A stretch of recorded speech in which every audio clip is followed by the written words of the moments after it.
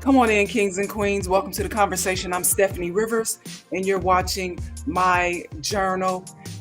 I am broadcasting, tricasting, multicasting on several platforms on YouTube and Facebook Live and LinkedIn, as well as Twitter. So from whatever platform you're watching, I want to welcome you to the conversation. If you are one of my new subscribers, I want to thank you for subscribing.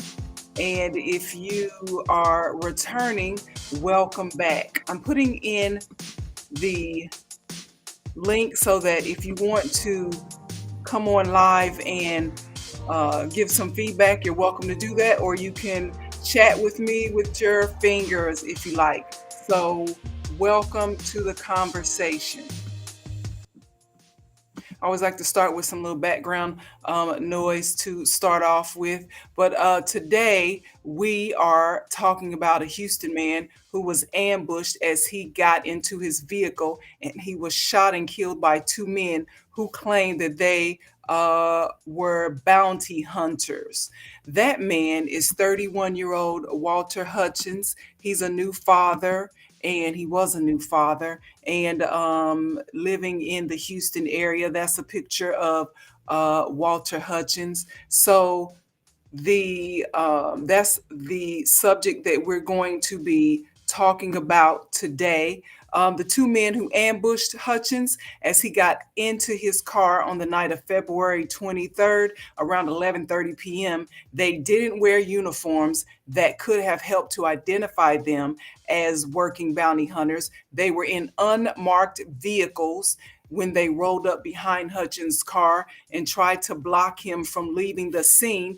And we don't know if they wore badges or what these bounty hunters said to Hutchins in the 5 seconds that passed between when they rolled up to the scene and jumped out of their cars, weapons drawn, and the time that they shot him. Not a lot can be clarified in 5 seconds. I'm sure we all can agree. So this is a scene that's reminiscent of what happened to Amir Locke in Minneapolis when cops entered the apartment where he was asleep in possession of a weapon that he legally was in possession of. And within seconds, 5 or 6 seconds, no more than 10, they shot and killed him.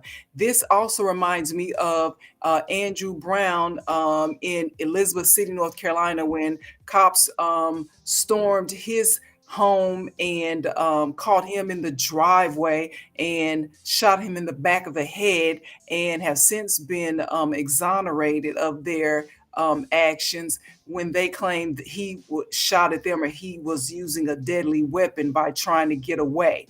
A lot of cops have a shoot first and ask questions later mentality, and they will lie about whatever the situation is just to get away with what they're doing. So that's what we're going to talk about today. These guys who shot Hutchins, they claim to be bounty hunters. They are wannabe cops, and they want the authority to run up on people, assault them, in this case, execute them without punishment. And judging from the reaction from the Houston law enforcement does not plan to charge these bounty hunters for their actions. So my question to you is, should bounty hunters be treated like cops? Should they have the cop status in the community? That's what we're going to talk about today, right after this.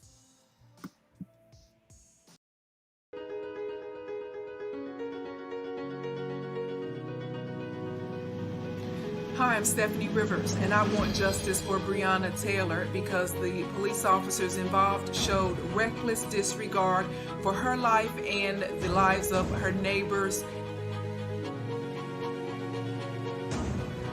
Her. So you're saying she essentially died on the floor right there? Second that she got shot, she was. Family, did the city of Birmingham, did anybody say, did the church, did anybody say there's more to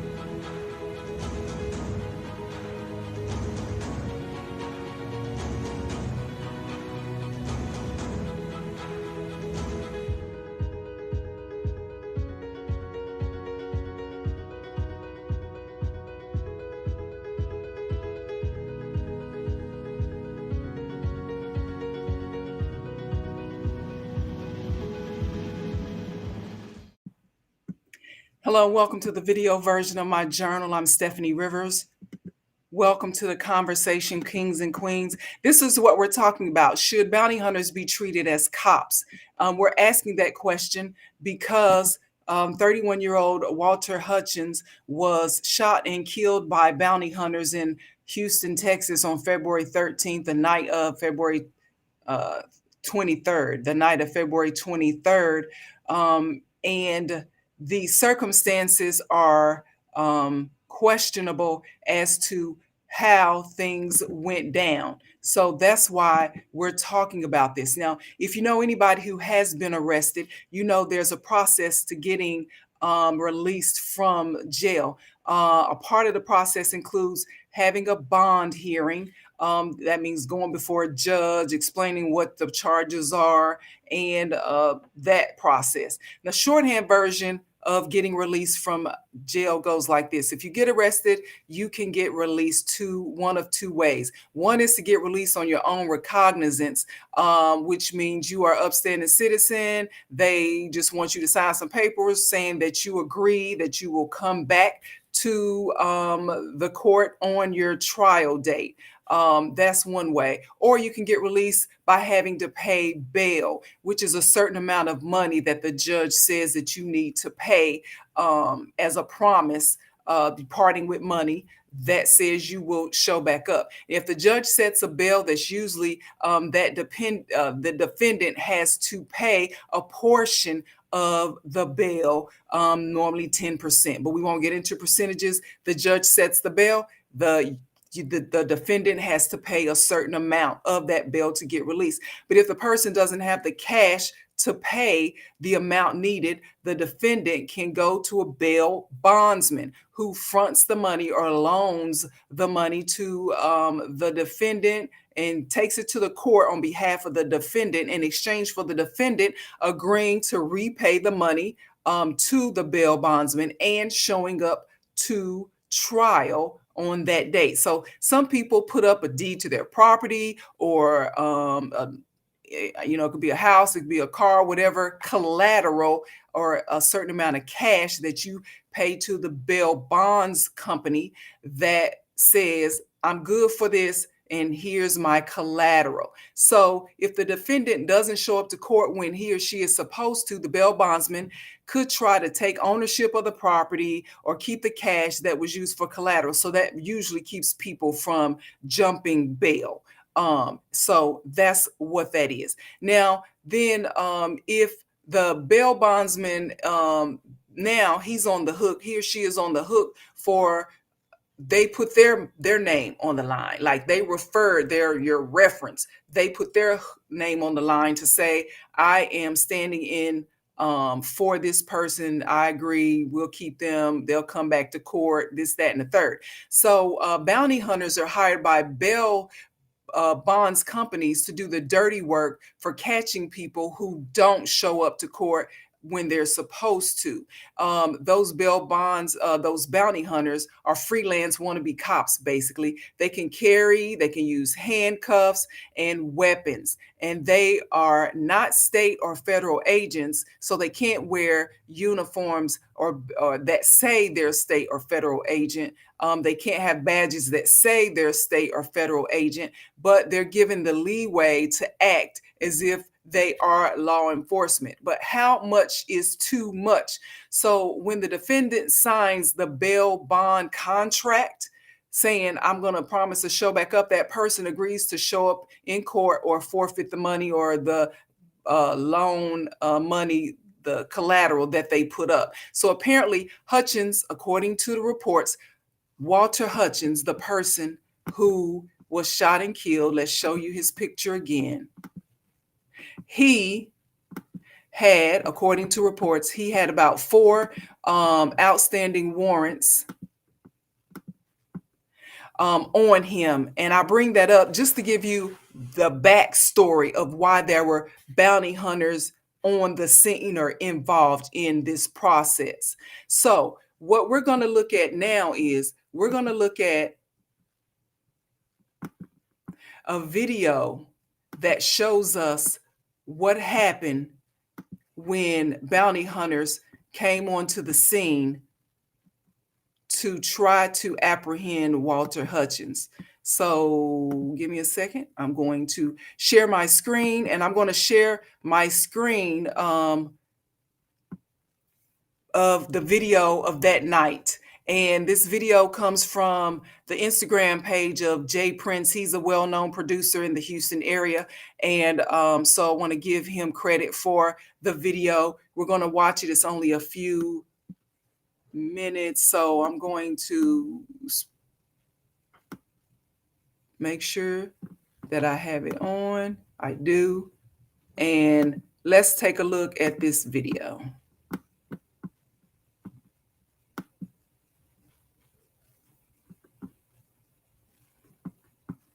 So that is Walter Hutchinson walking to his vehicle. You can see it's February 23rd around 10:31 that night. Those are the unmarked vehicles rolling up, jumping out, guns drawn. Now, I'm going to try to replay it again. So you saw, we probably were focused on the vehicles, the unmarked vehicles. Now we're going to play it again, and we're going to focus on Walter Hutchins when he got into the vehicle. I'm going to play it again. So he's walking out to the vehicle.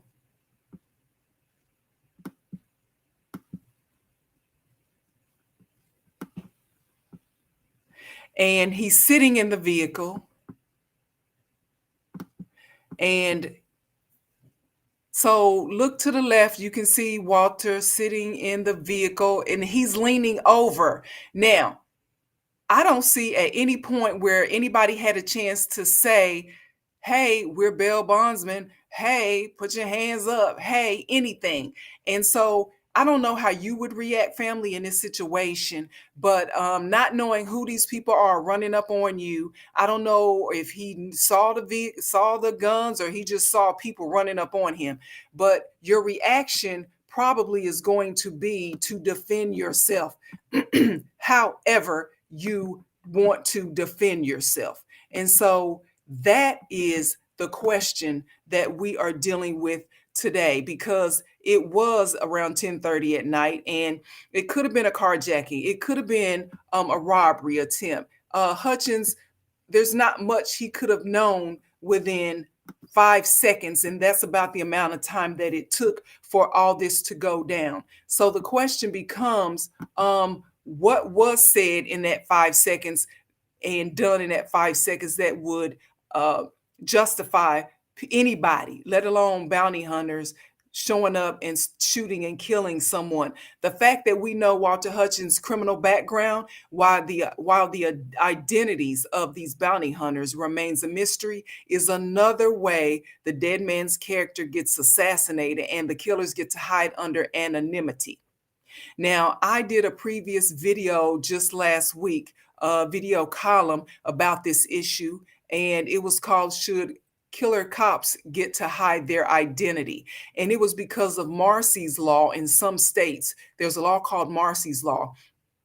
It's in some states that allow, if your state adopts Marsy's law, it allows for anybody in a situation whereby they are involved in a shooting to claim victim status and not have their names be broadcast in news related information. And so it was done to help private citizens to, in case they were involved in a shooting or some type of incident, they don't want their names broadcast because they're trying to be safe, or they don't want to be taunted by the people who put them in that position to begin with, a defendant, if you will. They don't want that attention, so they choose not to be named. So cops now have started to take on the victim role in situations where they shoot and kill people, especially unjustified shootings where there are a lot of questions about how it happened. Some states have adopted Marsy's Law, allowing law enforcement to take on the Marcy Law victim role, and some states have not. In Texas, there is no Marsy's Law that has been taken, that has been enacted. But because bounty hunters are not state or federal affiliated law enforcement, they are private citizens acting as wannabe cops, then they have chosen to remain anonymous. And that is what we're dealing with right now. So Fearless Bonds, Fearless Bail Bonds is the name of the company that hired these two bail bonds people to try to apprehend Walter Hutchins. So I'm going to put up their information because somebody needs to be held accountable. And if it can't be the two people because they're hiding behind anonymity, then let's make it the business of Fearless Bail Bonds in Houston, Texas. So here's their information. Let's call Fearless Bail Bonds. Let's let them know that we don't like the way it went down with Walter Hutchins and how the bail bonds people that they hired are now essentially going out here shooting and killing people, giving people 5 seconds to respond, and lying about it. And I say lying about it because in the report to police officers, the bail bondsman said one thing, but the video showed something else. Bounty hunters told cops that they identified themselves when they arrived at Hutchins, when they arrived at the scene where Hutchins was, and that Hutchins was shot at first before that Hutchins shot at them first before they returned fire, killing him. Now that's what they told police. But the video that I just showed you doesn't show all that could have happened in 5 seconds. There's no way that they got out, guns drawn, said who they were, and he had time to respond, and they started shooting. In fact, the video that we just showed, which is the only video that was there, showed that Hutchins' back was to at least one of the people who came on his driver's side. His back was to him. So how would that person know whether what Hutchins was doing or not doing, because his back was to him? So that's what we're dealing with. And that's why I say that they are lying. And that we need to know who these people are. And we might never know who they are unless they are charged with a crime. But we already know that the Houston law enforcement in that area, I don't know if it was the sheriff's department or the police department, I don't know, but they have already come out and stated that whatever their findings are, they're going to turn it over to the district attorney and let the district attorney decide whether he or she, whether that department wants to file charges. So they're already falling back. Now, we know if it was something else, if it was one of us out here shooting and killing folk, we'd have been arrested. We would have been in jail awaiting our bond hearing by now. But now they want to fall back. And that lets you know that crooked ass cops and wannabe cops, they hang together, and that's what's going on. So even if Hutchins had warrants, which doesn't make him guilty of anything that he was accused of, that still doesn't say to me that it's okay to ambush a person, run up on them in the middle of the night with guns drawn. Then when he makes a move to defend himself, or when he makes a move to hide, we don't know what he was doing, but when he makes a move to it's just an automatic response. When people run up on you, you just don't sit there and let it happen. You do something. So when he makes a move to do whatever he was doing, that doesn't mean that you get to execute him and then claim cop wannabe status. That's not how it should work. Here's what is happening. And I want to get ready because I want to show you that again, but I will just keep that up.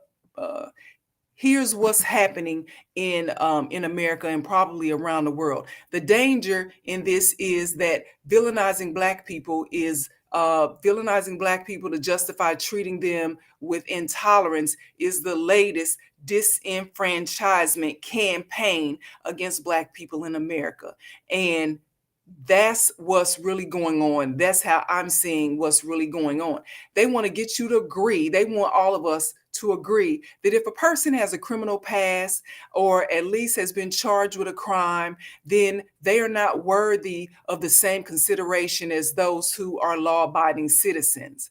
And that's not true. Everyone is innocent until proven guilty. But that's a notion, that's a practice that seems to be going by the wayside with every passing year, with every passing incident. It's like they put out the dead person's criminal background, like, oh well, they were a criminal anyway, so we shouldn't worry about them.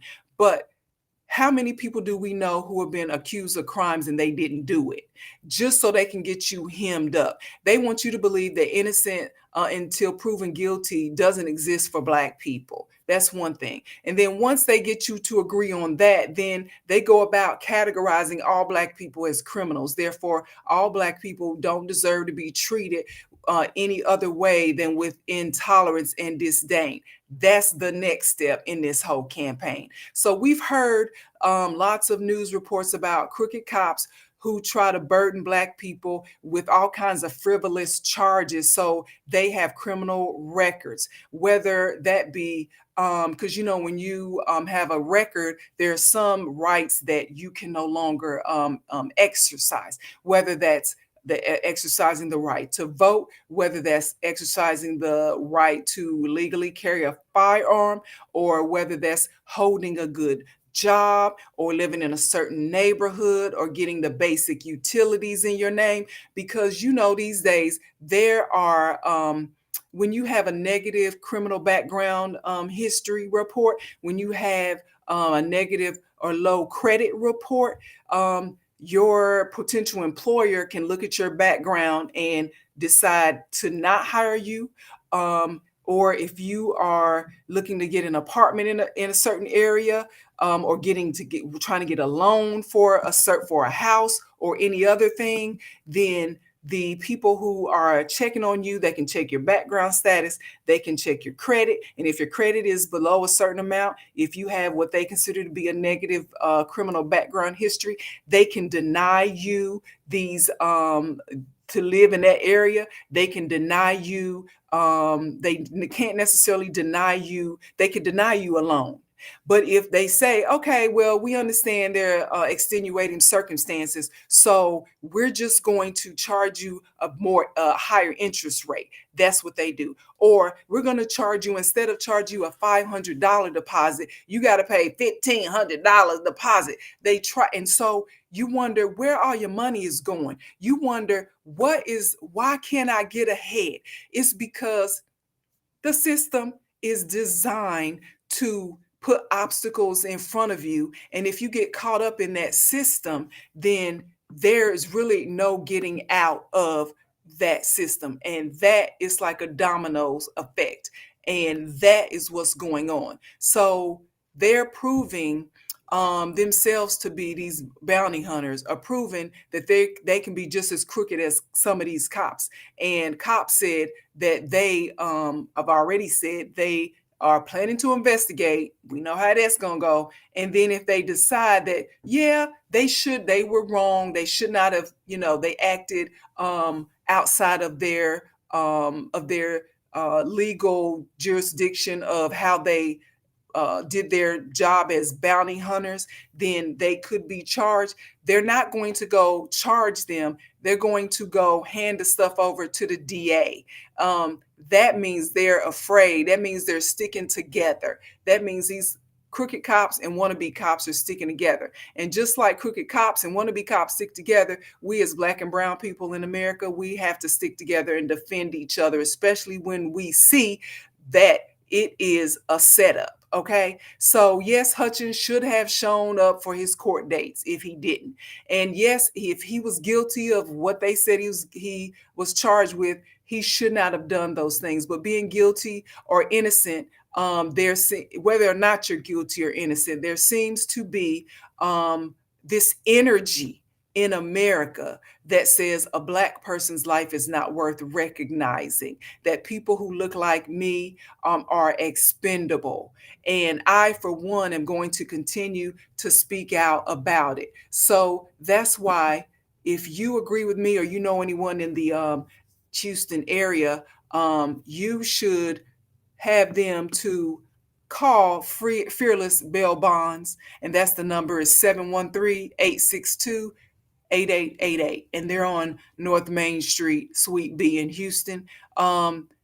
If you find yourself needing a bail bonds person or a company, don't use them. Go to somebody else and be sure to ask them. Now, if this thing goes to where, do you hire bounty hunters? What is the rules that, that they have to abide by according to being hired by you?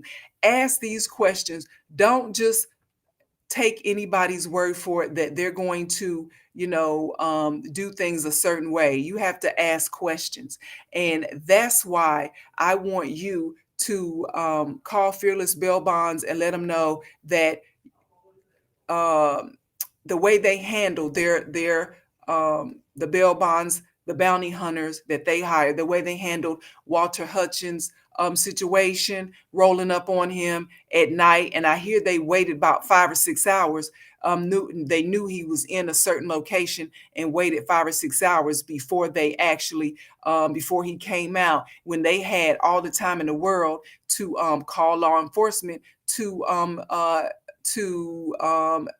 arrest him. Now, maybe they only get paid because if they bring him in, but I'm sure shooting and killing people is not a part of the agreement. And if it is, Fearless Bail Bonds, they need to be run out of business as well as held accountable for how things were done in the situation with Walter Hutchins. And so that's our conversation. I just want, there's always something that needs to be talked about. And I just want to do my best to bring attention to these matters, because it doesn't really matter if you are innocent or guilty. There's a process that should happen.